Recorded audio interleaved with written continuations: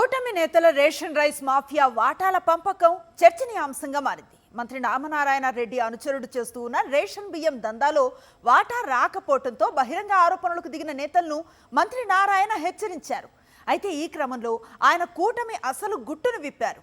TDP నేతలకు control చేయడానికి నిర్వహించిన టెలికాన్ఫరెన్స్ లో మంత్రి నారాయణ మాట్లాడిన మాటలు కూటమి పార్టీల దిగజారుడు రాజకీయాలకు అద్దం పడుతున్నాయని రాజకీయ విశ్లేషకులు భావిస్తున్నారు. కూటమి పాలనలో వివిధ రకాల మాఫియా దందాల్లో అక్రమాల్లో ప్రధానమైంది రేషన్ బియ్యం మాఫియా. నెల్లూరు జిల్లాలో ఏడాదికి పైగా కూటమి నేతల కనుసన్నల్లో ఈ దందాలు సాగుతున్నాయి.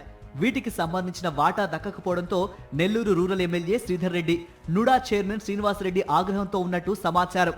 అందుకే వారు రోడ్డెక్కి నేరుగా పౌర సరఫరాల శాఖ అధికారులకు ఫిర్యాదు చేశారనే ఆరోపణలున్నాయి.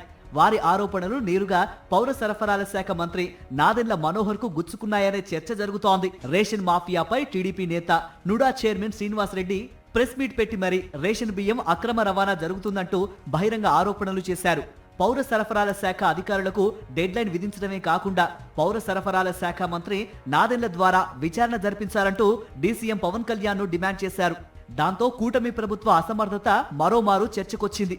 ఈ నేపథ్యంలో రేషన్ బియ్యం మాఫియాపై ఎమ్మెల్యే కోటంరెడ్డి శ్రీధర్ రెడ్డి, నుడా చైర్మన్ శ్రీనివాసరెడ్డి బహిరంగ ఆరోపణలపై మంత్రి నారాయణ స్పందించారు. వారిద్దరితో సహా మరికొందరు ముఖ్య నేతలతో టెలికాన్ఫరెన్స్ నిర్వహించారు. ఈ సందర్భంగా మంత్రి నారాయణ మాట్లాడిన మాటలు ప్రస్తుతం సోషల్ మీడియాలో వైరల్ అవుతున్నాయి. నేను కాకినాడ ఇన్ఛార్జ్ మంత్రిని. పిఠాపురం పవన్ కళ్యాణ్ గారు ఎమ్మెల్యే గెలిచారు. అక్కడ రోజు మన పార్టీ అతను వాళ్ళకి ఘర్షణ జరుగుతుంది. నా పని ఏంటంటే అక్కడ సర్దుతమే. అక్కడ వర్మ ఇది వెరీ ఫెరోషియస్. ఇండిపెండెంట్ గెలిచాడు. ఒకసారి ఇండిపెండెంట్ గెలిచాడు. మనం టికెట్ ఇవ్వకపోతే ఇండిపెండెంట్ గా గెలిచాడు. Very ferocious. సార్ అతను టికెట్ రాలా.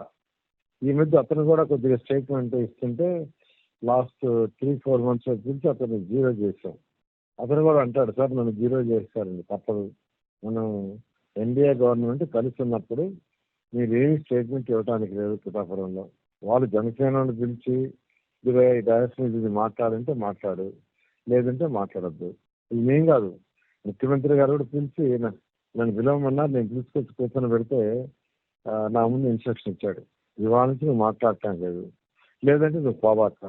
ఇష్యూ ఏదన్నా ఉంటే మీరు నాకు ఇవ్వండి, ఐ విల్ టేక్ కేర్.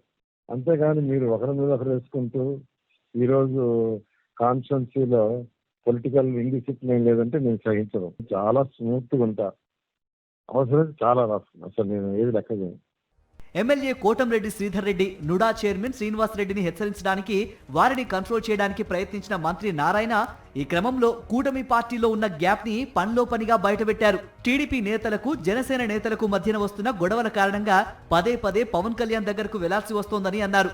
జనసేనకు చెందిన మంత్రి నాదెండ్ల మనోహర్ కు సర్ది చెప్పలేకపోతున్నామని ఆవేదన చెందారు. అసలు తాము కూటమిలోనే ఉన్నామా లేదా అని నాదెండ్ల అడుగుతున్నారని, ఆయన శాఖపై టీడీపీ నేతలు చేస్తున్న ఆరోపణల కారణంగానే ఇదంతా జరుగుతోందనేది మంత్రి నారాయణ వాదన. నెల్లూరు జిల్లాలోని నేతలను ఎందుకు కంట్రోల్ చేయలేకపోతున్నావంటూ టీడీపీ పెద్దలు తనను అడుగుతున్నారంటూ నారాయణ ఈ టెలికాన్ఫరెన్స్ లో చెప్పుకొచ్చారు. అంతేకాదు పిఠాపురం వర్మపై కూడా పలు వ్యాఖ్యలు చేశారు. ఆయన్ను ఎలా కంట్రోల్ చేసింది వివరించారు. ఈ విషయాలన్నీ గుర్తుపెట్టుకోండి, నేను చాలా మంచిగా ఉంటా, అవసరమైతే రఫ్ గా ప్రవర్తిస్తా, బీ కేర్ఫుల్. అనుమతి లేకుండా స్టేట్మెంట్లు ఇవ్వడం మానుకోవడం మీకే మంచిది. అనుమతి లేకుండా ఎవ్వరూ మీడియాతో మాట్లాడొద్దు అంటూ మంత్రి నారాయణ హెచ్చరికలు చేయటం ప్రస్తుతం కూటమి రాజకీయాల్లో తీవ్ర చర్చనీయాంశంగా మారాయి. నారాయణ టెలికాన్ఫరెన్స్ ఆడియో లీక్ అవ్వడంతో ఇప్పుడు నెల్లూరు నేతల వాటాల ఫైట్, పిఠాపురం మాజీ ఎమ్మెల్యే వర్మ విషయంలో చంద్రబాబు మోసపూరిత ధోరణి, మంత్రి నాదెండ్ల మనోహర్ అసహనం వరుసగా బయటపడ్డట్టయింది.